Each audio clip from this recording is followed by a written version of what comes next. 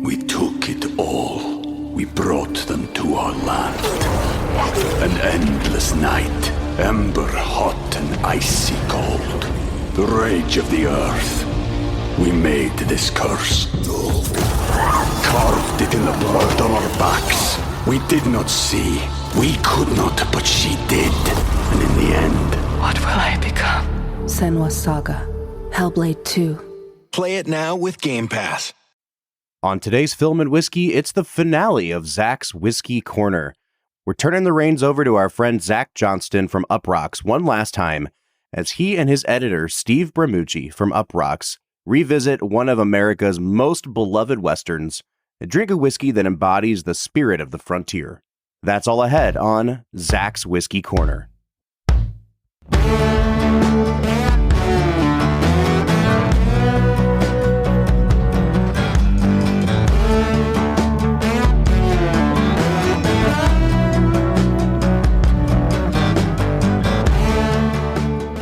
Hello, everybody. This is Zachary Johnston again, and this is Zach's Whiskey Corner of the Film and Whiskey podcast.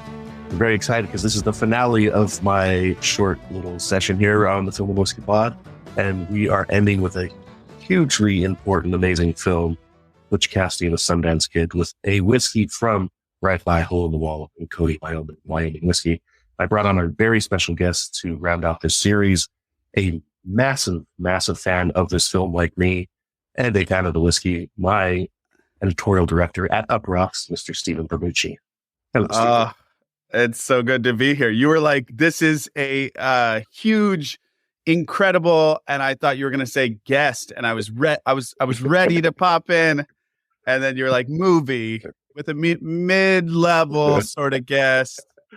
No, don't let him fool you guys. He is an expert on this film. There's a big reason he's here because I'm definitely an expert on the film. Yeah, I got that bit wired. So it's good to see you. As always, we work together day in and day out, but I do like to just hear your sonorous voice. Indeed. And we actually sort of bonded over this movie years and years ago. I remember you texted me on a weekend, and I think I was hungover in bed, and you were asking me, you were just seeing what was up, and I was like, oh, I'm watching Butch and Sundance. Yeah. That's my favorite film. I'm like, that's my favorite film. Yeah. Yeah. Sort of. Yeah. I mean, I have so much to say. I don't know that we're in it yet, but I have so much to say because I think it's the favorite film for a certain type of person. I think I just learned this week that it's like, I did zero research because I know the movie so well, but I did one Google search, and I think Brad Pitt just said it was his favorite movie too. So yeah, now between you and him, I'm the least attractive person to like the movie. Oh, now you're too kind, sir. So, before we dive in, why don't we tell the audience a little bit about what we do? Because it's sort of, we started working together in 2016, I think it was, early January, February 2016. Right. And back then you were building the live section. So why don't you tell us a little bit about that and how kind of this whole drinks thing came about? Yeah. So I was using a method called the Pomodoro method, which is a method for people like me who need to, I mean, all freelancers really are in a journey of perfecting their focus. And what it is it's based on an old Italian tomato timer that could tell time two ways. And it basically, it tells you when you've done 25 minutes of work, and then you get 5 minutes off, and then 25 minutes, 25 minutes. And then the fourth one is 15-minute break. And I found it to be a really good kind of internal metronome to make sure I was pushing.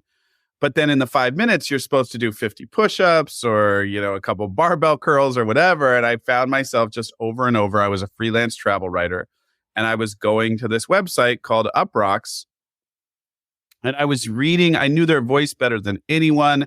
I was reading every single article that came through because I was essentially refreshing this website as it was just blooming. It was rapidly expanding. It was posting more and more posts.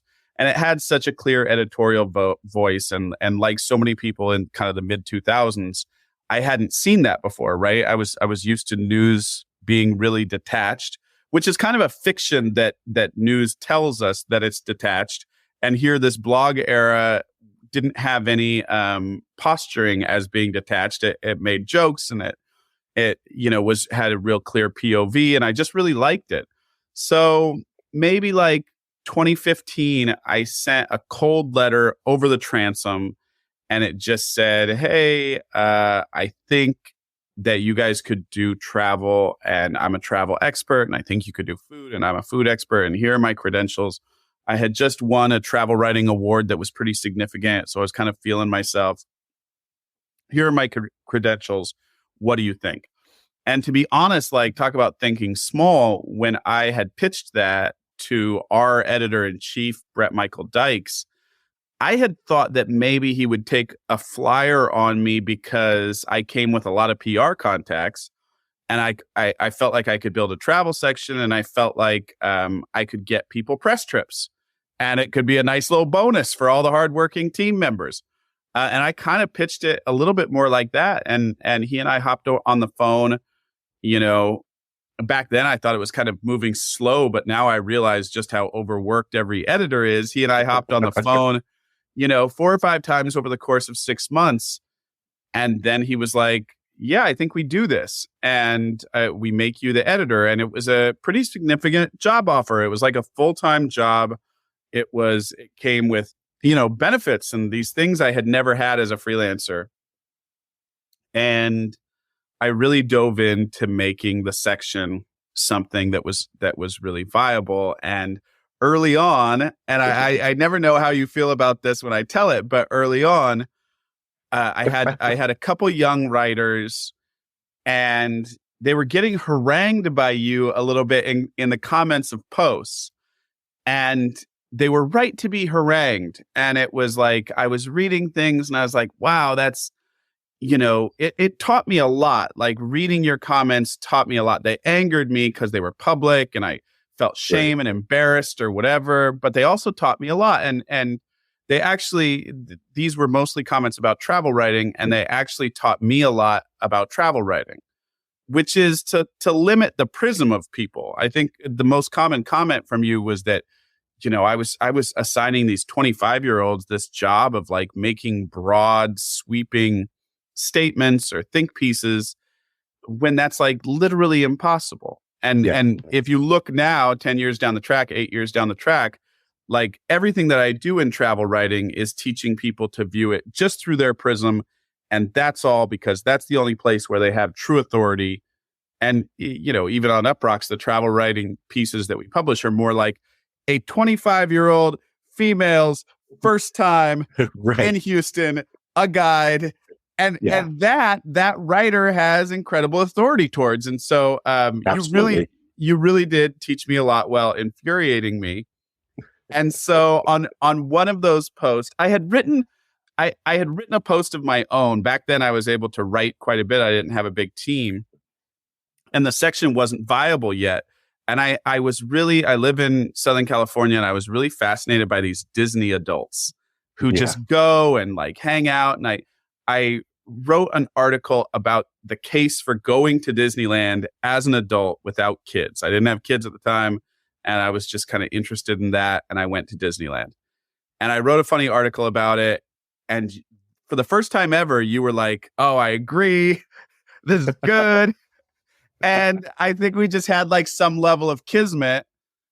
And then the next time you burnt someone down in the comments, I was like, "Well, if you're so smart, why don't you come write for us?" And you were like, "Okay."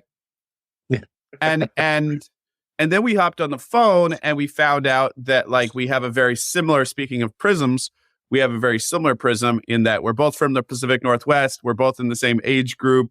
We both have a lot of the same outdoor interests. So we just got on like a house on fire. And then you've obviously just been a star for the section since day one. And I consider everything that we built together. You have been on the pulse of all of it. And then just for those interested in building a media company, something that's really interesting and that I think we're both good at, and something I pride myself on, is knowing when lightning strikes, knowing when you have, quicksilver or whatever. And during the pandemic, you were at that point, you were doing 5 different things, which you were great at. Like the thing is, we had the conversation a bunch about taking you off a few things, but you're just too good. And I didn't have the right. No, I mean, it's not, I'm not blowing smoke. I just didn't have the right people to do all the things that you did. So we had talked about it and theorized about it, but it wasn't real to make you laser focused. And then the pandemic hit, and then you wrote an alcohol post, and it was simple and it was easy and it went bananas. Yeah. And I think at the exact same time in both of our lives, we saw this really interesting opportunity to quadruple down on alcohol, because two things were happening, by the way. It's not just that people were in the home and they were getting drunk. People were in the home, alcohol was coming into the home, but at the same time, we were in the middle of what I think you would agree, another bourbon boom wave. Yes. And so you have all this interest peaking, and bourbon, what I've realized through working with you is like you talk to every single brand and education is so crucial to them. Well, if you have like 70 bourbon bottlers and distillers and mixers and whatever, and all of them are interested in education, you get a pretty educated populace. The populace is getting more educated. People are in the home. There's a lot of Google searches. We started doing gangbuster numbers, and you and I had that conversation, and it wasn't really about you focusing. It was really like, I think we both saw, it was like, I think this is your chance for superstardom. I think you have a chance to be a megastar. And, if to draw a comparison between the two of us, I think you and I, as what makes us good travel writers is that we're good at being neophytes. We're good at dipping in and dipping out, and we can do that with a relatively high level of authority. If I was fired tomorrow and hired by one of your competitors, I feel like I could write some bit of bourbon, not with the level of authority you have, but I know the industry pretty well. We're good at that, but instead we decided for you to just zero in, laser focus.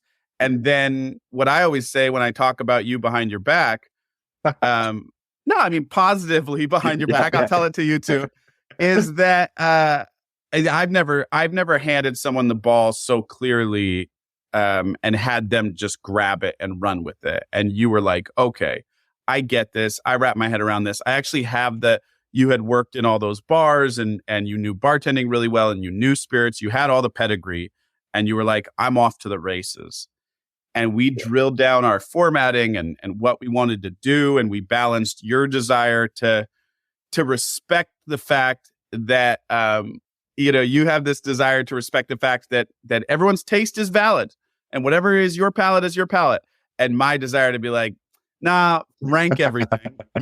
Everyone wants to know, they need to know what to drink. I was really frustrated with, reading articles as I was learning about bourbon and editing your work and seeing what else was out in the marketplace. I had found a bunch of articles at outlets, actually really every other outlet that wasn't endemic, that was like 5 vanilla bourbons you got to try, but then like you just didn't know why to buy one and not the other. Right. So were they asking you to buy all 5? And it's just like, it just felt really mushy to me. And to put a really fine point on it, my God, you're going to have to edit this to shreds. But to put a really fine point on it, I came up as a travel writer in the era when I remember I was traveling through East Africa and I was reading The Lonely Planet, and I was driving down a road. I guess my girlfriend was driving at that time, and I'm reading the book, and it's like, on your right is the oldest baobab tree in the region. And boom, there it is. And there should be someone selling mangoes underneath. And boom, there they are. And being that drilled down has been absolutely essential to how I created Uprock's life.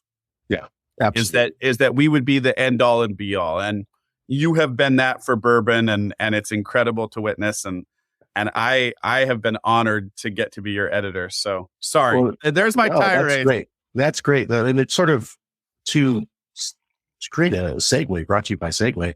I think like that shift we had in 2020, like, we had put our 10,000 hours in together, knowing each other and working with each other for those 4 or 5 years before that. Right. So it's kind of like when Butch and Sundance go down to South America, it's like they know how to rob a bank. Right. They're going to be able to do it. They can do it anywhere in the world. They can go to Australia and rob banks. They can go to Bolivia and rob banks. they don't need to be in Utah or Wyoming or Texas to rob banks. They can do it anywhere. And so we just started robbing different banks, baby.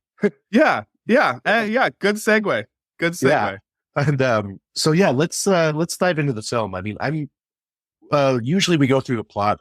We don't go by beat by beat. We just sort of go through the movie in the way, talk about the things we love about it. I grew up with this film. Like, I probably saw it when I was a baby that I don't even remember. I remember seeing it when I was 5 or 6 with my old man at a drive-in up in Port Townsend.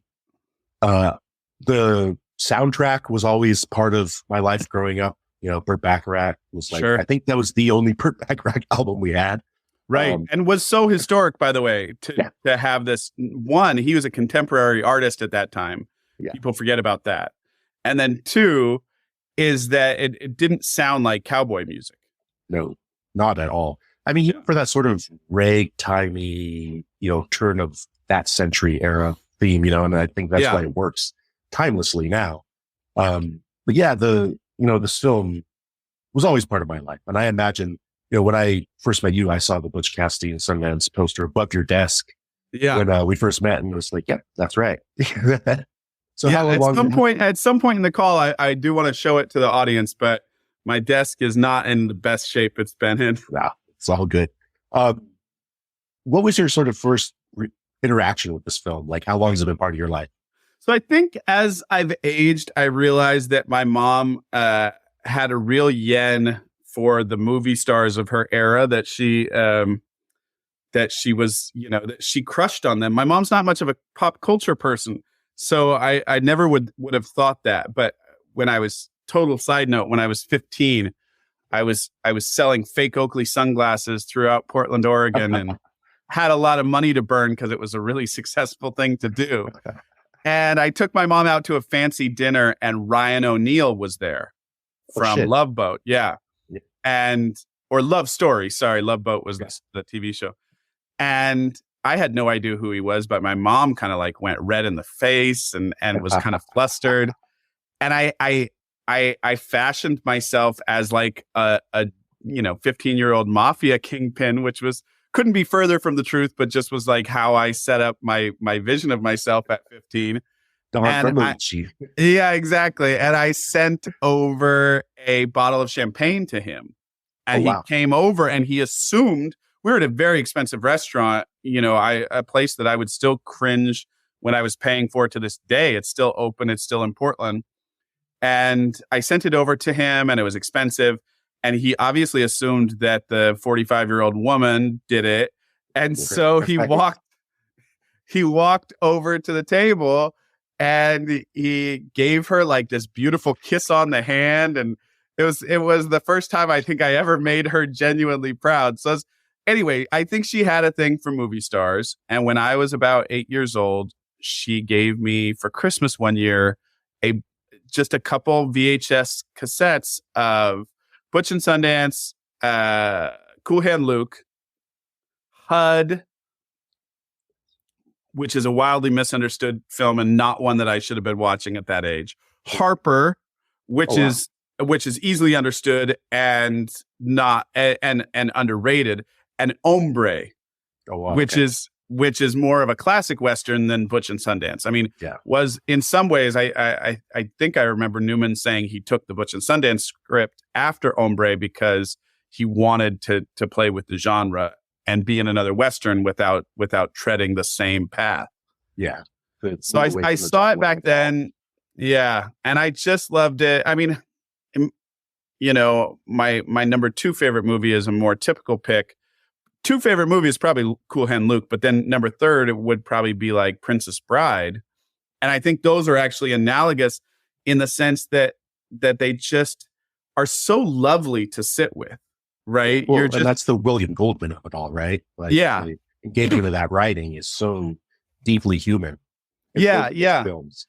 Human, but also charming, and like there was this constant charm in Butch and Sundance that I saw again in like Princess Bride. And the plot points of Princess Bride are maybe a little more for my age at the time, but yeah, it was like there was this, you wanted to spend time with these people, which I didn't know up until that point was a thing that movies were about, right? I knew sitcoms had that. Like you wanted to spend time with Steve Urkel and Carl Winslow and all those people. And then I knew kind of like that, yeah, I just didn't know movies did that. And here it was doing that in an adventurous setting. It was just like made for me. And that's just it. Like the Princess Bride is a good parallel because the hero, he can kick your ass, but he kicks your ass by being smart. Sure. Like Butch is smart. Like that whole opening scene of the film, where Harry's, sort of literally let's fight to the death for the leadership of the gang. Yeah. He outsmarts him. Yeah. He still physically beats him, but he outsmarts him first. Yeah. Just as a Princess Bride, like, Red Pirate, he outsmarts everybody, but he can kick your ass if he needs to. Yeah, that's a dangerous moment for that movie, by the way. That's the buy-in moment of, are you going to like a hero who is using smarts and his competitive edge and his cleverness edge as much as he's using brute force? Because Clint Eastwood would never have done that. No, brute force all the way. Yeah. And John Wayne, brute force all the way. John Wayne would have never done that. There's no charm. There's no technicalities. You just you either knock his teeth in or you can't. Yeah, well, it's more Gary Cooper, High Noon, where it's like I gotta think this out and I gotta strategize and I need to use my brain. Yeah. What's beautiful about the film, I mean, I think we both know the film well enough. Like it is very loosely based on the real life story, so we're not gonna get too deep into the history of it. Though I love the real history. It's so much more vivid and just with, the other people that were in the gang, which they never really get into in the film at all. Because they focus just on Butch and Sundance. But sort of after we have that opening scene where, Butch very much makes his authority known. What's great about him is he takes the idea of the guy who was challenging him. Yeah. And he's like, yeah, let's do it. That's smart. There's a lot of humility there. Yeah. I love that. Yeah. And the plan is to rob the train coming and going because they figure the second time they'll load it up because there's no way you need to rob a train twice. Right. Which is smart. And it was a brilliant moment. We took it all. We brought them to our land. An endless night, ember hot and icy cold. The rage of the earth. We made this curse. Carved it in the blood on our backs. We did not see. We could not, but she did. And in the end... What will I become? Senua's Saga. Hellblade 2. Play it now with Game Pass. So I won't bog you down too much with history, but there's two pieces of history that I want to share with you that I think you probably know, but listeners might not. So first of all, there was one thing that was really true about the movie, one thing that it treated as truly as gospel, which was that the real Butch Cassidy was not a good gunslinger. Right. And that he was actually a mystery to people because the historians, I'll show you one of my favorite books that your readers have to get on their shelves. Anyway, it's the dictionary it's the encyclopedia of lawmen and bad guys. Oh, nice. Which I use for research all the time. And when they got around to doing the history of Butch Cassidy, remember, these were the first outlaws whose history was told while they were still alive. So Jesse James is a great example. And there's a Brad Pitt movie that actually shows this. But like he was having pulp novels making him famous while he was still operating, which was really bizarre. It happened to one pirate. Bartholomew Roberts was written about a little bit, Black Bart, while he was still in his tenure. But for the most part, it was that hadn't happened before. And so in this case, like it was really interesting to see that dialectic. Anyway, with Butch, as they started to research him, they were like, okay, well, let's look at what makes other people in the Wild West successful, because he was wildly successful. He was incredibly successful. Absolutely. They're like, okay, well, is he a good gunslinger? They're like, no, he's not a good gunslinger. Is he a good planner? No, he actually stole a lot of his plans from members of his group, which is depicted in that first scene. Yep. Okay, is he, what is he good at? And they finally figured it out, and it was almost baffling to them, which is that he was wildly likable, just the most likable guy in the world. And who better than the attractive, lean, charming, hilarious Paul Newman. I mean, Paul Newman's one of those guys whose charisma, like if he grins, you start to grin and you don't quite know why yet. Who better to play him? But the second piece of history, so that's the big piece of history, that he didn't shoot anyone until he was guarding a payroll down in Bolivia. That's real. And then the second piece of history that's kind of cool, and William Goldman had to leave it out of the script, and it broke his heart. In fact, like leaving it out of the script, not figuring out a way to get it in the script, was his hardest pinch point of the whole script. Once he finally said, okay, there's no way to fit it in, that's when the script kind of came alive for him. And he was like, oh, this is going to take, the whole story is going to take place over a couple of months. Because he had this iconic true story that he found deep in the archives, in the court archives of the state of Montana, which was that when Butch Cassidy, I almost said Paul Newman, when Butch Cassidy was 21, he had been arrested in Montana for cattle rustling. And that he had been drawn up in front of the judge, and the judge had said, Mr. Cassidy, I like you. If you promise never to commit a crime again today, I will let you walk out of here. Right. And then Butch Cassidy responded to that by saying, I can't do that. I can't give you that commitment. But if you let me walk out of here today, I will never commit another crime in your county. Which at that point, in that era of Montana was huge, right? It's not like your county was, some small municipality. It was a whole county. And the judge says yes. Wow. And that is charm. And Cassidy never, for the rest of his life, goes back to that county. And his crew did go back and did pull a couple jobs there. And he waited at Hole in the Wall for them. So it's just an incredible story. You could see how William Goldman would just be like, oh my God, we have to, right? There's no choice. And it's just so funny to me. It's such a great moment that tells so much about that character. You can also see how, even though it didn't make it in the script, it unlocks the whole character for him. Absolutely. Yeah. And that's a great way to get into that character as well. In that, it is pure charm. And then again, it's Paul Newman, man. It's like, it's really hard to grasp the enigma of that power of celebrity, right? Right. Like it's somebody, I mean, we've been in situations where we've been around extremely famous people, and there is this weird aura that they emit. There's an energy or something where it is a pure energetic attractiveness that is somehow transcended through film on a screen that attracts you. So when you're in the room with them, it's even brighter and stronger. Right. Just absolutely galvanizing. No, totally. Yeah. And then we haven't even got to Robert Redford, who again, right. I mean, swagger and laconic and, this sort of enigma as well, but in a completely different sense. And, even historically, Sundance, I mean, he was a criminal. He went to prison. Right. No, he was a true baddie, and he was good with the gun and but it's sort of funny because it's hard not to talk about The Sting as well, because this is that era where, these two massively famous actors at the top of their game were working together in two amazingly iconic films by the same director. Yeah. And so, it's... and being charming together.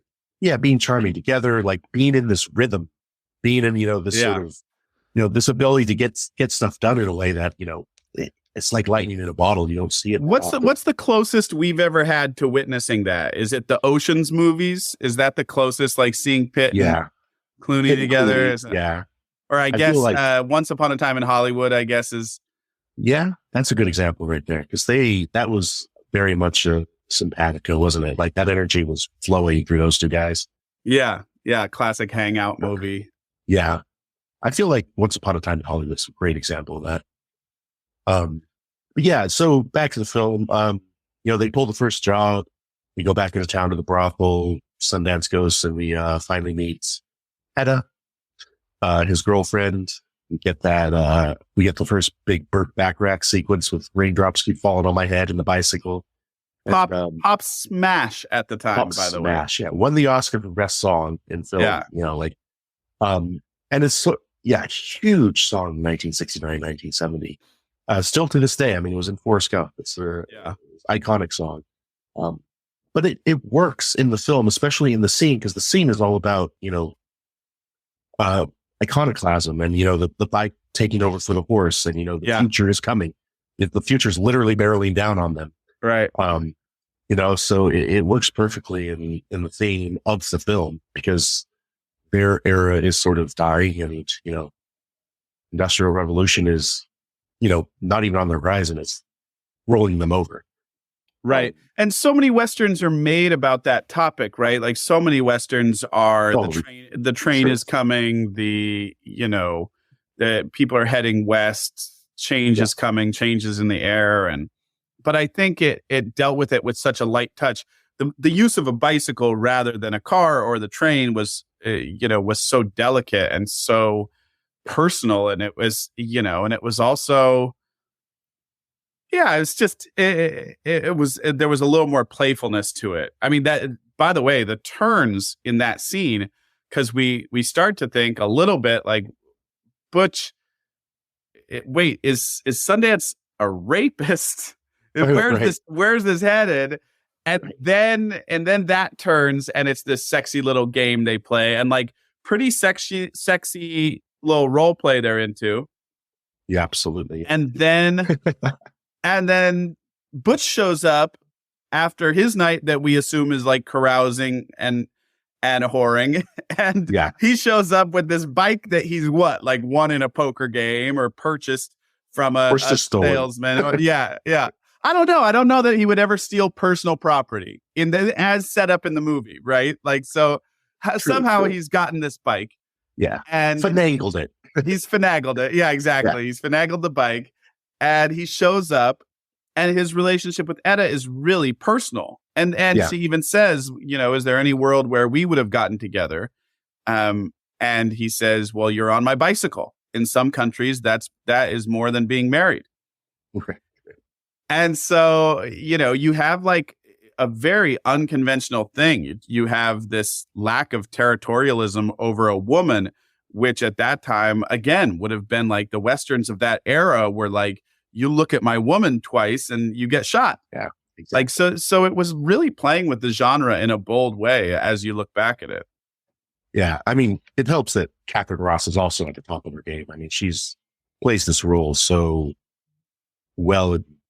Just the way she's able to attach to both of them in ways that feel real. Yeah. You know what I mean? Like, obviously she has a sexual relationship with Sundance, but she has this deep connection with Paul Newman's Butch. And it doesn't fade throughout the entire film. Like you feel it as honestly at the end when she leaves as you do in the first scene. No, it's beautiful. I mean, during the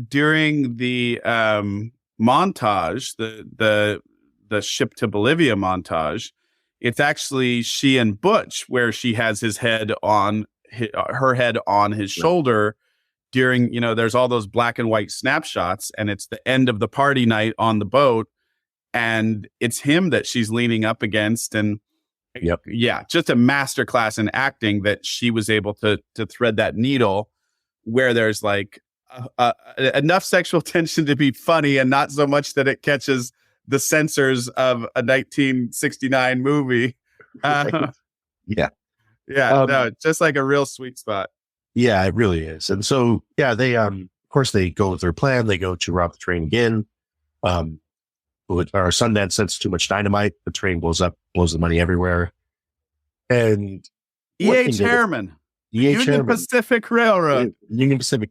One thing they didn't think of is Herman was onto them and actually had a posse in the back of the train ready to get them just in case they did exactly this. Yeah. And then then the film goes into this, was it like a 20-minute long chase scene? I think it's longer. I think I did the number because it's like a huge sequence. Yeah. Massive set piece. And it starts off on horseback. on foot. There's a whole break where they have a sheriff try to get him out of it, to enlist him in the army to get him. They have that moment. They have the moment up in the rocks where they have kind of like a soft night. Yeah. And, I have no idea when they ate during this like multi-day race. Yeah. Chase. But they're being chased by this guy named LaFleurs, who's also was a real lawman. LaFleurs always wears a white bowler. They did a great job of making everyone really iconic. There was a tracker, an indigenous tracker. Yep. Do you remember his name? It is slipping right now. Lord Baltimore. Lord Baltimore. Yes. Yeah, they say, not to use a pejorative or anything, but they say, right, like an Indian with a Englishman's name or something like that. Yeah. You can track over rock. That's impossible. Oh yeah, that's good. Track over rock. There's never been, I'm surprised it hasn't been more directly, and I'm sure it has been the influence of so much screenwriting, but there has never been such a good introduction of villains, because they're all introduced with their mystique. Yes. Right? Yeah. And they're all far away. The great move that you can see that they've used before, which is they're riding on tandem horses, and Newman hops over to Redford's horse, and they're on the back of it, and the horses diverge. And they think at least this will split the crew, and they're watching it from some lookout. And it does split. And then, bam, they delta back together. And the two guys look at each other and say, who are these guys? And it's just so resonant. You couldn't ask for a better moment in film. Yeah, it's a fantastic chase sequence. I mean, just beat for beat, it's just wonderful. Even when they're watching him from during the day, when Butch falls into the pool to cool off, while they're watching these guys trying to figure it out. Obviously, the jump into the river is iconic. I mean, one of the most iconic scenes in the film. Yeah, and again, by the way, William Goldman, their getaway is rife with vulnerability. Oh, yeah. Right? It's this moment of like, no, we're not doing it this way. We're not doing it this way. And finally, Newman says to Redford, what's going on? And he goes, I can't swim. Yeah. And then you just imagine Goldman saying, well, now actually I did kind of pin myself, because he can't overrule his friend in any measurable way. And they're supposed to be equals. And then Newman just responds, well, the fall will probably kill you. Exactly. Worried about. It's just a wonderful, wonderful scene. But basically the whole chase ends with them realizing they're never not going to be chased by LaFleurs. And he's got Lord Baltimore. And so they need to get the hell out of Dodge. Yeah. And so, we get to the montage you mentioned, where they go to New York, they party, they take a ship down to South America. Correct me if I'm wrong, but in real life, they actually went to Argentina and worked cattle and rustled cattle for a while, right? And then they went to Bolivia. Yeah, that sounds right. There was a pretty long stretch there where they were down there for a few years. Yeah. It wasn't as quick as in the film, but the film needs to expediency of the story. Sure. So they get to Bolivia. They get dropped off at this train station that is a train station I think we've both been to somewhere in the world in our travels, where you're just like, oh shit, what am I doing here? Figure this out. Which has probably the funniest moment to me in the whole movie, which is where Sundance says to Butch, they're talking about the area, and there's like some chickens scattered around, and Butch was the one who really sold Bolivia, and Butch says, well, it can't all be like this. And Sundance says, you don't know that. This could be the garden spot of the whole country.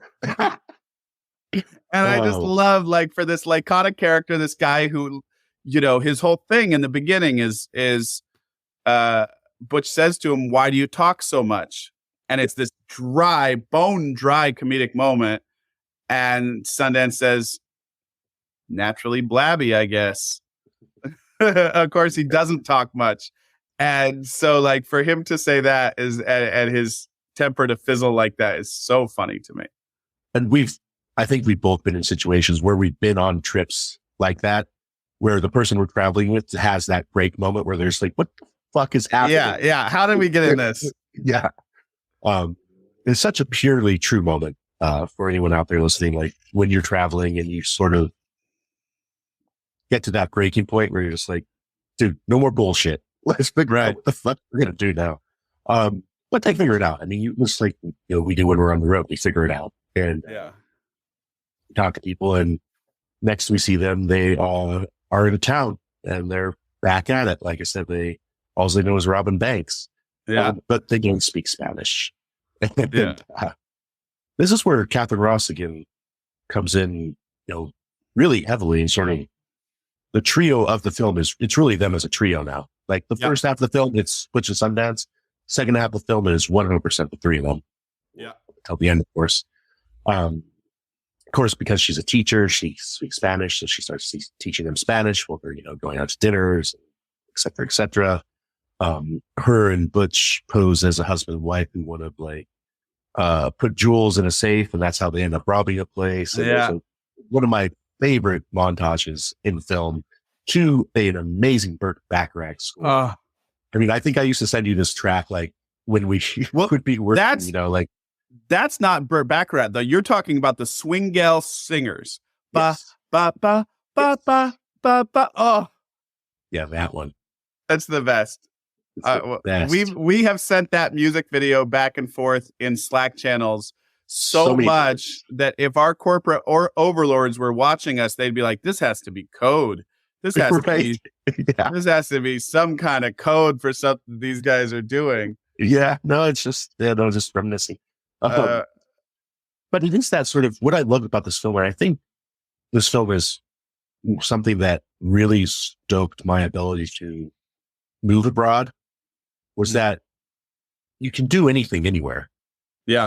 Like it's just another place. Like, yeah, it's going to be different. You have to, learn language and things like that, but you can go anywhere, anytime and sort of live life. Yeah. And, cause like I mentioned up top, this film was very deeply seated in me as a kid. Cause my dad was a huge Western fan, especially of this era, what are they called? Not the Reconstruction Westerns, but the revisionist Westerns. Right. So like Peckinpah, George Roy Hill, Clint Eastwood, like all those, Westerns that shifted from the John Wayne era into the more realistic era, if you will. Mm-hmm. And so I really felt like, when I would move somewhere, I would be like, just need to find a woman like Catherine Ross and she'll help me learn the language. Like, need to find a bud like, Sundance and we'll fucking just go rob banks together. It felt like the life, right? I think there was a lot of people in our age group who wanted to find a woman like Catherine Ross. Well, yeah, that too. Yeah, she spent about 45 minutes in that movie pinning her hair up various times. Because I think George Roy Hill was just like, this is really favorable for her. We'll keep doing it. Everyone in that movie, sorry to backtrack, but everyone in that movie has such a good intro scene, and hers is obviously, focused on her beauty. And I'm sure someone could argue that it's filmed through the male gaze. And I get that case. It's also fun to watch. I don't know what to say. Yeah. But Butch's is about beauty, and he says that kind of aw shucksy down home thing. He goes into the bank and they say the bank is getting upgraded, and he says, why? And they say, because too many people robbed it. He says, but it was beautiful. And the guy says, well, they kept getting robbed. And he says, well, that's a small price to pay for beauty. And then Sundance has the most iconic entry scene in any movie ever. Yeah. Where it's like when someone learns his name, it is all hellfire and terror. Yeah. It's just this amazing moment of what it causes. So, those are three great scenes. Anyway, I got you off track. They're in Bolivia. They were in Bolivia. They're in Bolivia. And what's funny, I would actually want to know your opinion on this, because I always wondered in the film whether this was just a coincidence, as in somebody's wearing the same hat that LaFleur's wears, and it sketches them out so much they give up robbing and go straight, was it LaFleur's or not? Or was it just a random hat and they are so paranoid that they ship their gears? I think it was LaFleur's. I think it he was went that far. Oh yeah. Well, I just think it was. I just think it was like Harriman had money. How's that money. end? Right. Yeah, or just like how's it end? The Union Pacific Railroad doesn't say to him. LaFleur says, "Hey, I'm kind of interested in this," and Union Pacific says, "Well, we're not going to bring the bodies back. We're not going to stop the money offer. We're not going to stop the bounty until we see a body." And he goes, "All right, maybe I'll follow along." And then through whatever lawmaking, grapevine he's part of, he hears about a couple guys robbing banks. They're American. There's two of them. They're handsome. They're whatever. And I think he goes down there and goes to check it out. Yeah, because I imagine the bounty back then was probably worth well more than the travel would have cost. Yeah. Who knows? Or it's just like one of those stories about obsession that doesn't get told. But I think, any good entertainment is really good at having a few of those blind alleys that make us say like, oh, well, what would that movie have been? Right. Like you could do a movie from the position of LaFleur's that is him going home to his wife and her saying, okay, move on to the next thing. And the next thing is a scrub cattle rustler out in the Montana wilderness who took 4 cows from his neighbor's place and LaFleur's goes like, or I could go chase this lead down in Bolivia. Right. And capture two of the wildest bad men to ever live and get paid a fortune. So yeah. It is interesting in that in reality when Edo went back to the States, evidently Sundance, that they're on the ship to Santiago to San Francisco, I think. And there were men evidently at the port in San Francisco looking for him, so he didn't even get off the ship. Wow. And so, because they couldn't go on the ship because of I don't know the reason. Can't remember reading the biography now. I can't remember the exact reason. But even then, years later, when he escorted her home, they were still looking for them. So I didn't know that one. Obviously, like there's so much talk that Butch survived and lived. Yeah. His sister had claimed at the end of her life that he was alive, or that he had come back to visit her at some point, or maybe stepsister. I know that he had some step siblings too, but because she left. I remember the blocking correctly. She left. Sundance took her home to the U.S. to San Francisco. She disappears into history, like nobody knows what happened to Etta. Right. He goes back to Bolivia. Oh, that's wild. Back to robbing banks, because he can't get off the boat. Right. So he goes back to to Butch, and then whatever. Nobody knows what happens after that, really. Right. But so sort of picking up in the film, she, they try to go straight. There's one of my favorite scenes another of my favorite scenes in the film is this white miner straight out of a John Huston movie, like literally. Oh yeah, it's straight out of John Huston, Sierra Madre. He's up there like interviewing Butch and Sundance, and he asks Sundance if he can shoot, and he takes his gun and just like puts it in his hand and tells him to shoot. He's like, "Can I move?" I don't know what you need to move for, but okay. And then so he's allowed to move and he shoots down like 4 or 5 times. But it's just that. Yeah, and he misses first. Oh, yeah, that's a great moment. By the way, that is the same person who says, what we have here is a failure to communicate in Cool Hand Luke. That's the same actor. Oh, okay, right on. And he has that beautiful song. He sings Sweet Betsy from Pike, which is, classic folkloric story of that era. So he's singing it on the day they get ambushed. Butch and Sundance get ambushed. I'll tell you a story of Betsy from Pike. Across the wide prairies with her lover, and then they get shot down. And that is the first time, according to lore, that Butch first killed a man. And you see, I mean, it's so funny because you said accurately, right? Like they didn't feel beholden to history. There's a title card at the beginning of the movie that says most of what follows is true, Right. rather than like, this is a true story. And then, but kind of the counterpoint of that I'm trying to illustrate is that they felt very beholden to certain personality traits. Yes. And if you watch when Butch finally fires his gun, it's the first time he's fired a gun in the whole movie with the intent to kill. And one of the banditos gets hit. They go into like a slowdown and the guy's voice echoes and he goes, and then he like falls. Very peck and paw. Yeah. Yeah. And it's a changing of the guard, right? I think that's the moment where Butch becomes, I mean, I hate to say this. I know he's played by an actor who at that time was like 55 or something. But that's the moment where Butch becomes like, he can't go back to being a kid anymore. No. He's the No more fun boyish and games. Yeah, the boyishness. He just, I think at that point he knows like, okay, I'm in for a penny. I'm in for a pound. I can't ever get out of this. Absolutely. That's it. I've killed someone now.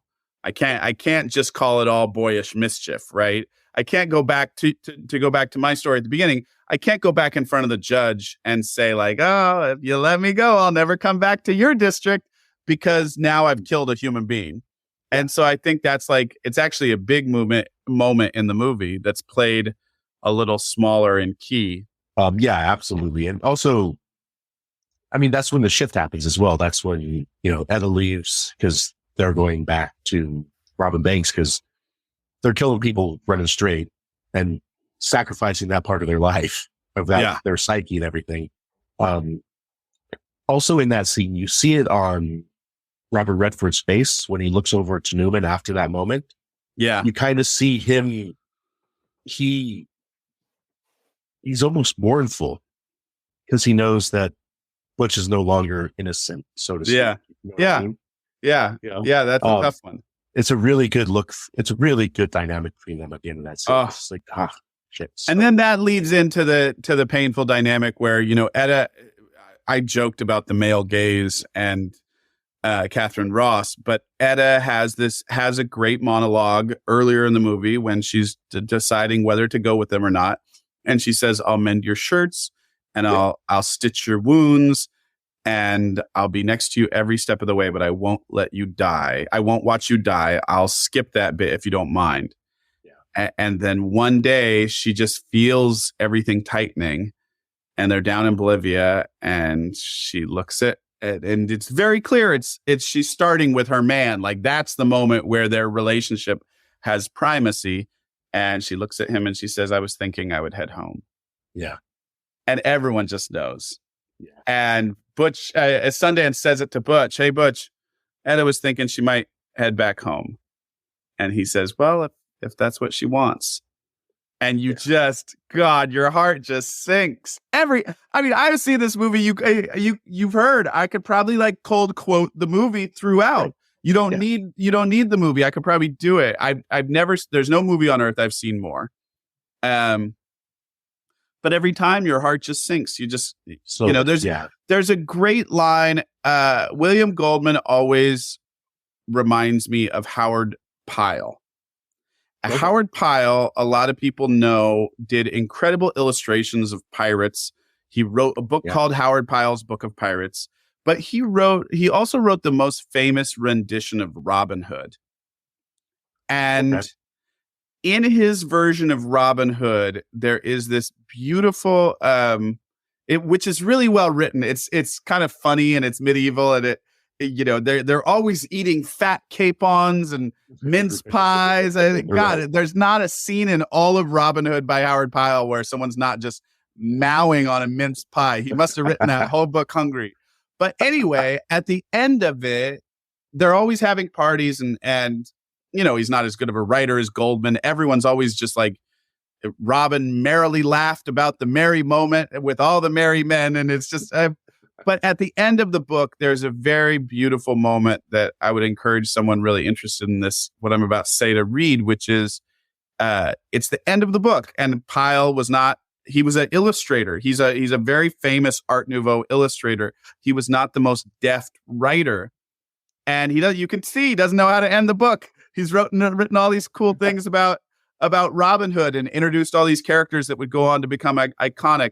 And he says, the last part is a part I won't go into much if you don't mind. It's about the breaking up of things and the falling apart and the unwinding of bonds and friendships. And he really quickly talks about, Robin Hood's gang getting decimated by the sheriff or whatever. But that passage has always broken my heart and made me think of those moments.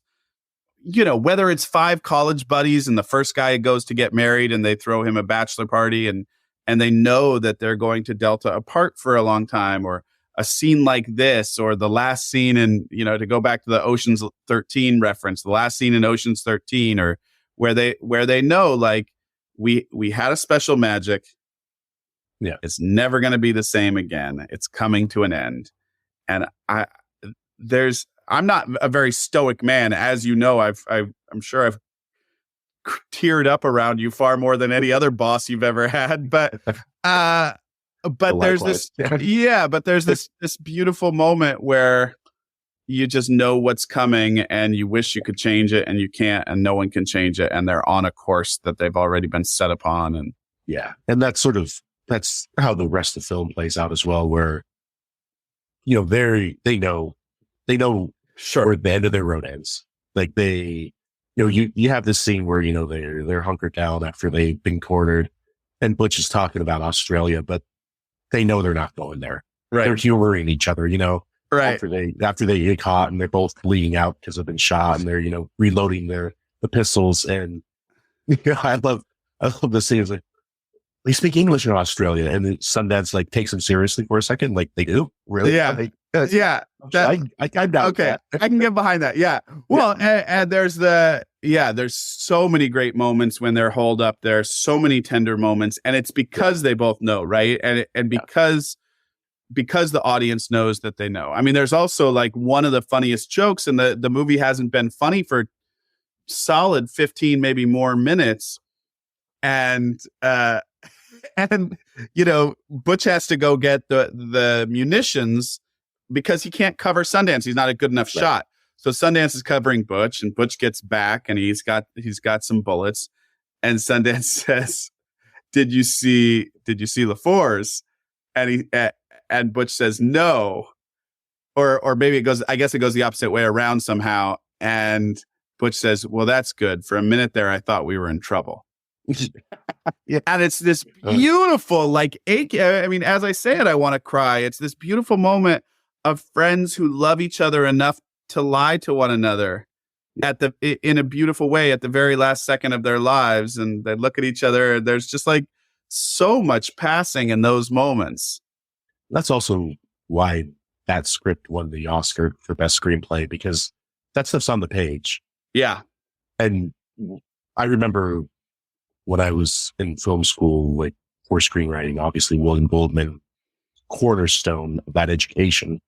And one of the scripts that we kind of broke down and broke apart was Butch and Sundance, which I was very excited about because I knew the film so well. But it really comes off the page like that too. Yeah. Like there's just something about great writing that transcends, it being physical or, two-dimensional, that elicits emotion. And then obviously, having George Gordon Hill, put it to film, but also, Newman and Redford act it. But that little spark was already there from Goldman. No, it's there. Moment. I've read that script, and it's definitely all there. And you don't know who else could successfully inhabit it, but that it is there for them to kind of, have that moment pass between them. It's lovely. Yeah. And I think that's a good note to end on, because we need to talk about some whiskey. God, as someone who loves you and edits you and has at times, although very rarely, had to get you to trim down your work, I feel so bad. I'm going to be texting you in 5 minutes, and it's going to be like, oh my God, I wanted to geek out on that movie. I mean, I think part of it is... Well, we'll come back. Don't worry. we used to, when we were kids, we used to have so much discourse about things like this with our pals. Oh yeah. And then you start to have kids and there's less disposable time in your life. You take on intense jobs and I could have gone on. Thank God you cut me off. I'm sure for all the listeners out there, if there's one of you, and there will at the most be one who's like, I need more of Steve Bermucci on Butch and Sundance, email me. It's very easy. Steve, STEVE at UPROXX. But for everyone else, I'm so sorry. And if this conversation is any less than 17 hours long, know that poor Zach had to spend all this time cutting it. Oh no. This is all bull, baby. No, we'll come back for final thoughts on the movie and a little more of our reactions to it. But let's talk about some Wyoming whiskey for a minute. Yeah. I'm ready. We both have the National Parks #3, which is their limited edition release they put out at the end of every year. Beautiful box, beautiful artwork. This year it was focused on the Grand Tetons, and part of the money from every bottle sold goes to helping out Grand Teton National Park. So there's that. Talking about a small batch bourbon made in Wyoming, in Kirby, Wyoming, which is just outside of Cody, which is just outside of Yellowstone, which is right by Hole in the Wall, where Butch and his crew used to hide. Steve, have you had this whiskey before? I had it. I went to, so for context for our listeners, a lot of whom are surely your readers, Zach is so prominent in the whiskey industry that every once, maybe three times a year, I will chime in on an article, on a PR relationship that he has. And I'll say something like, well, it might be okay if his editor was able to taste that too, so that I knew what I was editing about. And because you're so well respected, they'll always say yes. So I get to try, a few good whiskeys and a few good bourbons. And in this case, Wyoming whiskey was doing something in Orange County at a venue that I know really well, at a local farm here that I spend a fair bit of time at. And so I actually just toured all their whiskeys and got to know their process literally last week at this event. Oh, well, then I'll let you take the lead. No, please. So, just a little background on Wyoming whiskey. They're based in Kirby, Wyoming, which is barely a town of, like 60 people. They built a still out there. They have warehouses out there. It's very dry, kind of sort of high desert plains climate coming off the East Rockies. They're using local grains, local water, keeping it all very Wyoming. And they've started off with Steve Daly, who made their first bourbon back in the day. And so this was laid down, maybe not by him, but it was laid down a few years ago. So at least 6 years ago. And they put out this limited release every year in the late fall. And it's usually a small batch of their prime barrels they put together that are at least 5 or 6 years old. And it is, for me, this is like their high water mark every year. This is the bottle to get, not only for how it helps the national parks, but for how beautiful it tastes and how great of an example of Wyoming whiskey it is. Yeah. And now, according to your writing, they've been on a little bit of a tear lately, right? Like they've had some good drops lately. They have. So their Outrider, which is a blend of bourbon and rye, is excellent. And they have this they found their distinct note, right? So with a lot of these craft distilleries, it takes a minute to find their footing. So like, for instance, with Balcones, like they did rye, and they did bourbon, and they did rum, and they did single malt. And now they know we use single malt because that's where their heart is, Same thing with Garrison Brothers down in Texas as well. Like they know what they're doing now, and they're doing bourbon the Texas way in small format barrels. They're not going to do a rye again. Like they know what they're doing. And with Wyoming, they know what they're doing now. They found their footing with these bourbons. They'll still do a little bit of rye, but they found their footing with these bourbons. And one of the key characteristics that is a through line for them is this creamy orangeness that makes them Wyoming whiskey. And so on the palate, you'll get this little bit of like a creamsicle, orange creamsicle. And it's like, you're just like, there it is. There's their footprint. Okay. Okay. There's so much more than that, of course. I mean, this has No, but that's good to know. What's our mash bill? Do you know the mash bill by any chance here? No, I do not. Excuse me. I was told they're Nashville, but I do not remember it. Okay. And it's some I was told too, and I should have written it down. But Yeah. and then they do the Solera method, right? Yeah. So when they're doing this batch, they're putting the whiskey into a big vat. And so while they're making that particular batch, there's still the whiskey left over from the last batch they make. So it's a continual process. Oh, got it. Got it. Okay.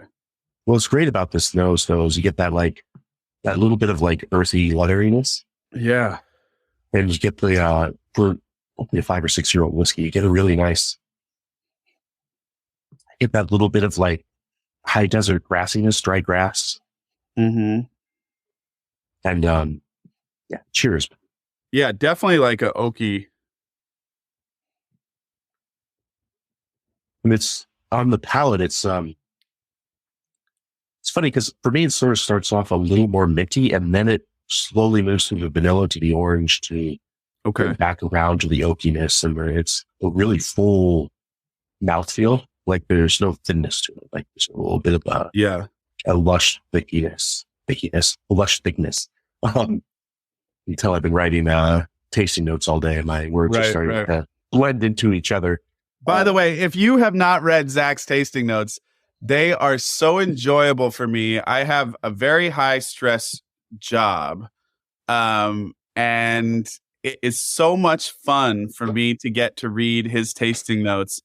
Especially, I don't know if this is evident. I think you just live and breathe bourbon so much. But the Scotch tasting notes are often so much fun because it feels like you let the reins loose a little bit. And there was one that I always tease you about, not because it's tease worthy, but because it actually really helped me as an editor unlock what we were supposed to be doing, right? Which was you and I have been really rigorous about. If you know Zach's work, I obviously I give him all the credit in the world for developing it and doing it the way he does it. With that said, I take a little bit of credit for how rigorous we were on the front end of figuring out what reviewing looked like and how to be definitive without making it seem like you're judging people. And usually in the beginning of your articles, whether it's a ranking or a blind taste test, or sometimes now I ask you to do double blind taste tests where you don't even know which bottles are in the mix. And you always say look, we all have different palates, which kind of annoys me, not when you do it, but that's what the first thing you always hear from wine people is we all have different palates. And then, and usually it's some sort of self-effacing thing where they're so whatever you like, drink what you like. And everyone says this, but then secretly everyone's yeah, but do drink ours, and it's right. Yeah. I had a hard time. It felt mushy to me. And as you know, I don't love it when things feel mushy. And so what you normally do in the beginning of your bigger articles is say look, we all have different palates. And I developed mine professionally for a long time. So I'm not saying mine is better than yours. I'm saying it's developed professionally for a long time and that shifts it. And, I saw someone, I often drop because I do need to learn a lot about bourbon in order to be a good editor for you. I often drop your pieces in these really nerdy Facebook groups, bourbon lovers, bourbon finders. And someone wrote this incredible comment about your writing. And it said, as Zach's work illustrates, when people are just starting out, there's a lot of variance because you might like the lower level Buffalo Trace as much as you like the lower level Blantons or whatever. But when you get to the higher level, if you look at Zach's top 10, there's no one in the world who is an expert at his level who wouldn't tell you that those could all be in the top 10. And I got that. It was when you're as focused as you are on something, the variance actually goes back to decreasing, and it's oh, well, there's so much great bourbon out there and everyone's palate. but the top 20 bottles seem to be like pretty consistent for all the people who are operating at your level. Yeah, well, that's just it. Like, I think you hit the nail on the head there in that, yes, we all have a different palate, but also, people go through 4 levels of somm certification to become a somm. Right. Which means, that the level of expertise that you build during doing that is intense. And a lot of that, to be fair, a lot of that is memorization of regions and, minutia and stuff like that, which you do in bourbon or beer or wine or in sneakers, anything. Sure. You do it in Rolexes if you want to. Some people do it in sports and they memorize boxers. It's all the same sort of thing. But I think what's most important for what we're doing here, and if you look at this Wyoming whiskey, and why I like this, especially this expression, the National Parks #3, is that it's well built. It's well made first and foremost. And I think that's the thing that people are looking for as an identifier. Is this a well-made product? Whether it's a well-built car, a well-built watch, a well-built shoe, a well-built piece of clothing. What are your first things that always tell you that? Because I've seen you write about that before. So what tells you like, oh, this is well built? Balance would be the first thing. Like, okay, if it's not overly in one direction, like for instance, if it's a vanilla bomb, that's suspect. Like, why is it so sweet? Why is it so just that? Why did it take on so much oak or so many of the oak esters, basically? Well, for instance, to support that, if you're putting something in new French oak, it's going to be a vanilla bomb. So if it's a French oak finished bourbon, you're going to expect more vanilla because there's more vanilla in French oak. So you're like, okay, that makes sense. That can be a vanilla bomb. But if you're giving me a sherry finished bourbon and it's a vanilla bomb, I'm sort of like, well, what are you doing here? You're going against the notes, those dry fruit notes that you want to pull out from that barrel, right? Mm-hmm. And so things like that, sort of what you're looking for in initial balance. Also on the nose, all the stuff is chemicals at the end of the day and ethanol. And so do those flavor notes, for instance, like diacetyl, presents as like buttered popcorn when it's fresh off the still. Okay. And so if you still get that buttered popcorn and this is like an aged distillate, there's something going on in your aging that's a little faulty. So things like that. So, if you're looking for something that feels chemically, you know what I mean when I say that, as opposed to real, like a real note, those tend to be a little faulty. Obviously there are, things that are mistakes, as in if you get like really heavy matchsticks on something or smells like sort of like musty garbage, like trust me, those things come through in younger whiskeys, especially when you're judging them. And it's sort of like, yeah, this isn't quite there yet. And then you're just after that, you're looking at depth. Like, okay, does this give me, I think we go back and forth with this pretty well, where classic means standard. Mm-hmm. Essential means a little bit better, where it's giving you more, and quintessential means it goes beyond beyond a superlative to a superlative. Okay. And so this is the sort of thing where with this whiskey, for instance, it goes beyond classic. Like you're getting those classic notes of, the wood spice and a little bit of fruit and a little bit of creaminess, but you're also, you're getting more distinct notes that are, this feels like the dry grasses on the high desert. This feels like an orange creamsicle. This feels like worn saddle leather, not just leather, not just grass, not just citrus, right? And so that extra layer of depth means more value. Which I get and I love. For you, would you say that, here's a good question for you. Would you say that once the storytelling in your brain starts, that's when you know it's something special? For instance, versus, sometimes I'll see a tasting note from you that'll say, baking spices is obviously incredibly common and vanilla and the crunch. and then other times you'll go really kind of ethereal and ephemeral and be like, this is like, I'm getting some of that wicker, like when, and I remember once we had a big, long, protracted conversation, and the reason we have these conversations is because I think they make us both better. And we're both, if we have a big overlap in our personality, it's a level of rigor connected to excellence, right? And so we had this long conversation about someone critiquing the fact that you talked about wicker in one of your reviews. And you and I both immediately knew. You said, well, yeah, I talked about wicker. I didn't say that it tasted like wicker, like I chew on wicker. I said it conjured for me like sitting on an old wicker chair, unpainted wicker chair on the front porch. Yeah. And you're sitting and it crackles. You lean back and the wicker crackles a little bit and it lets off, some level of aroma. And that really resonated for me. I remember like that unlocking so much and me going like, yeah, I get that. And then, sorry to go on a rant, and when I go wrong, do let me know. But the thing that you really taught me with your writing, which was so true, is like sometimes you'll be like, Jim Beam, right? Jim Beam is, if I'm not mistaken, is known for a really distinct like stewed cherry or cherry cola type note, right? Absolutely. And when you write about it, I remember there was one Beam expression where you're like, oh, this goes beyond the Beam, cherry note, and it just like is like a punch in the face with cherry cola. Now I like cherry cola, but if you drink it every day, it's so saccharine that it doesn't evoke anything else. Right. Just like I like romance. Watch where I go with this. Just like I like romance.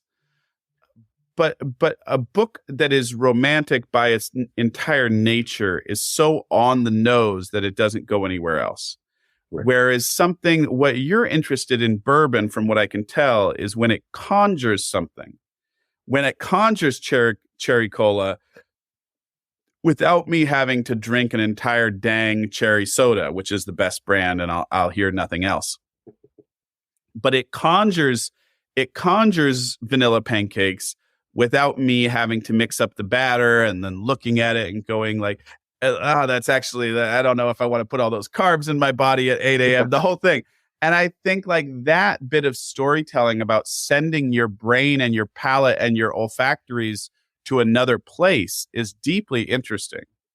Yeah, I think the sort of key for me in saying unlocked, brought this back to my thought, is, we're talking about chemicals that hit our tongue, hit our nose, hit our olfactory, are turned into electricity that is sent to our brain. Right. And once it gets to our brain, they turn into keys, and those keys are looking for locks to open doors.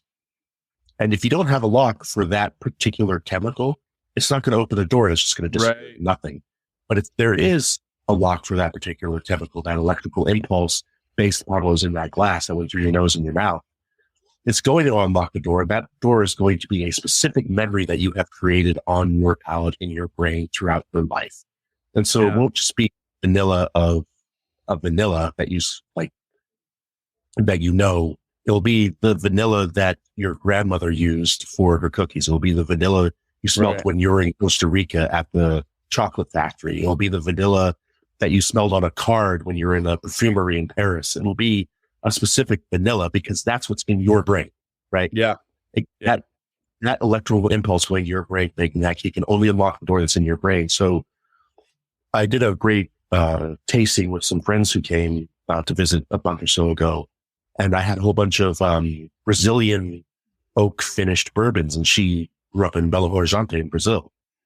And so for her tasting notes, her experience with those bourbons was 100%, well, let's say 99% different than mine, because she was getting, her childhood memories of watching through the Central Market in Belo Horizonte and, the sponge aisle from the Sponges from the Sea. And she was getting, a certain coffee shop that she walked by on her block. She was getting all these different little things that you and I just don't fucking have. Right.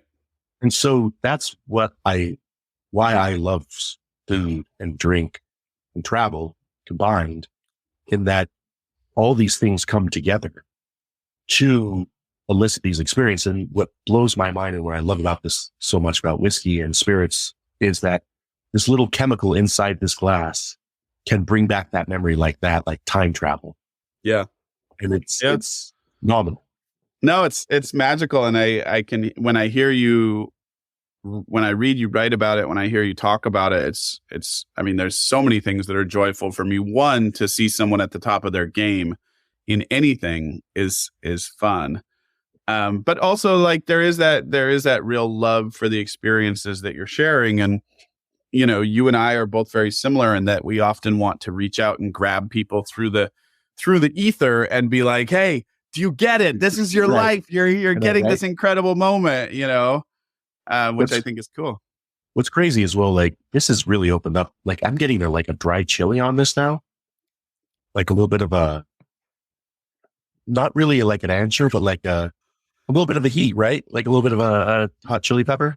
Yeah. So is that, and if you ever want to do a Splinter podcast where I just ask you from a neophyte's perspective about, I would do it. But is that ancho? Is that the transformation of the mint that we were getting at first? Is that what's shifted? Because for me, like right when I put my nose in it and had some that minty mouthfeel, or not minty necessarily, but like medicinal, is always when I struggle with in bourbons. Yeah, yeah, and then when it shifts over now to a more, you know, it feels. Forgive me for trying to do a Zach, but it feels more Western in a way now, right? Sure. It feels more like you're kicking around the fire. There's a certain, I know what you mean. A certain kind of woody dustiness that last week I was out. God, I made a terrible mistake and took my kids and my wife camping near a hot springs, and it was just too late in the season for it, and we were about to have to pack up and go in the car. I mean, I'm not going to act like we didn't have a safety net. We would have just hopped in the car and driven 3 hours home at 2 a.m. But it was so cold, and I am just throwing these mesquite logs on the fire as fast as I can, and just like whatever dry cordwood I can find, and breaking things off. And I'm getting some of that dusty Western thing. I can see that. Without, I mean, the one I get that's the most easy for a neophyte like me that you reference is the creamsicle thing. Yeah. Because it's both creamy. It almost tastes like someone made you a Manhattan with orange oils, right? Right. Absolutely. That's what's funny. Like, I might be overusing this, but none of this should make sense. Like when you say orange creamsicle and chili pepper and dusty wood, and like, you don't really think of that working together, but that's sort of the point of whiskey, is that it does work together because it's not all at once, it builds. And so like the dustiness you're getting now, part of that is just the oxygen getting into it from us swirling around the glass and, you know, aerating it, and different things are starting to open up because they're becoming available because of what's going on in there. And it's going to shift again. You know, you let this sit out for half an hour, 45 minutes, 2 hours, it's going to continually change, just like when you add water to it. Right.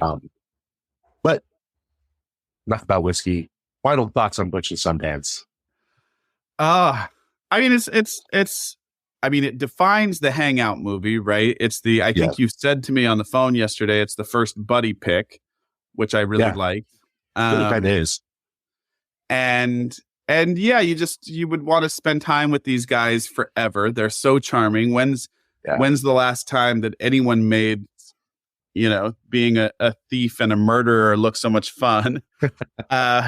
They're just wildly charming and funny and smart and clever, and you know, Catherine Ross, I think, adds so much delicacy to it. And it's the ultimate rewatch movie. It's not what I call the ultimate rewatch movie is that the Denzel Washington movie that always comes on TNT, Man on Fire. Oh, and yeah. that's Yeah. the movie that if you've seen that 2 or 3 times, by the way, I think that's probably the most underrated movie of the past 30 years for anyone who hasn't seen it. But I don't think it's one of the best movies ever. But if you've seen it 1 or 2 times, then that's one of those movies. I think Simmons talks about this where you could start wherever you start and you just go. Yeah. But this isn't quite that. This is something where it's still sacred enough to me where I would want to tell people like, shh, like if I was in a room and you and I were watching and we were doing other things and you had the keystroke sound on your phone and it was making sound while you texted during this, I would still shut you up. Yeah. It's still like I know what you mean. a sacred movie, if that makes Yeah. sense. And then balance that with the fact that it's such a comedic affair and so funny and so clever and makes you admire Goldman. And teaches you so much for us as writers, teaches you so much about writing. I mean, so much about, So much. Yeah. to your point, what was on the page. He gave them so much on the page and so much of it was between the lines. Yes. Yeah. It was Even the humor. all lean, no fat. Right. And how many humorists really right now operating do a great job of trusting. You and I have both handed in scripts to different people, and I know it's so hard to trust that the executives, that everyone every step of the way will get it. So it's like instead of hitting a joke with a delicately like Goldman does, we're all tempted to just like hit the ant with a sledgehammer. Yeah. He just never is like there's never a hard driving did you get it? Did you get the joke? Right. Yeah. There's never that energy at all. No, it's always so beautifully subtle, which is that's why this movie's great. I mean, I'm so glad we got to talk about this film because it's just it is one of the great films of American cinema, full stop. Yeah. Like, everybody was top of their game. George Roy Hill, Newman, Redford, Ross, like everybody was just firing on all cylinders. Goldman, of course. And then this whiskey firing on all cylinders. Like I said, it's well-made whiskey. That's beautiful.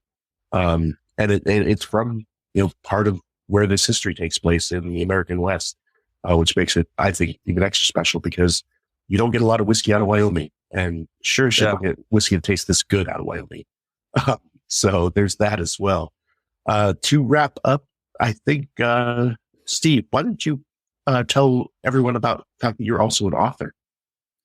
Yeah, I also write novels. I just had a novel come out called Race for the Ruby Turtle, and it has received some measure of acclaim. So if you were going to buy one novel by me, it's the one I would recommend, I suppose, if you go just by critics. And I like it a lot, and I've been lucky to get to support it these past couple months. So I'm proud of that. Obviously, come visit Zach and I at Uprocks as often as you can. We have a lot of fun there, and Zach, not to turn this chance for self-promotion, which I'm always a fan of and never hesitate to do, back on its head. But, Zach, for those of you listening, he really does write about alcohol in a way that's really illuminating and helpful and fun and sprightly. It's never bogged down, but it also, takes it seriously in the sense that it's fun. Like, once I remember I was overanalyzing some intrapersonal relationship once on a jog with my cousin. And I remember like looking at her and being like, is all this analysis kind of weird? And she goes, well, analyzing things is fun, right? And that really unlocked something for me. The same reason why college age men love to talk about like movies for 8 hours, and or 45-year-old men talk about movies, the same movie for an hour and a half or whatever. But the way that you do whiskey is in that same vein, and I get tremendous joy from it, and I think our readers do. And certainly, I would encourage anyone listening who has been charmed by you to Yeah. And in the new year, I hope to start having Zach give reads of some of his articles so that you can hear that sonorous voice. So that would be fun. So yeah, I mean, that's it, everybody. I mean, I've had a lot of fun on this podcast the last 4 or 5 weeks doing exactly this. I mean, again, Steve, I'm really glad we could end this together because I feel like this was the grand finale and we got to go deep on what we do, which I think is important for people to hear, but also on a film that, you know, kind of help bring us together as friends, like not even as, you know, a professional relationship, but as friends, as people. And that's the beauty of this film, as well as, you know, the core friendship throughout it is something that I think resonates with people no matter what. But yeah, so Film and Whiskey Nation, thank you so much for letting me take over your airwaves. And next week, we'll be back to the regular programming with Brad and Bob.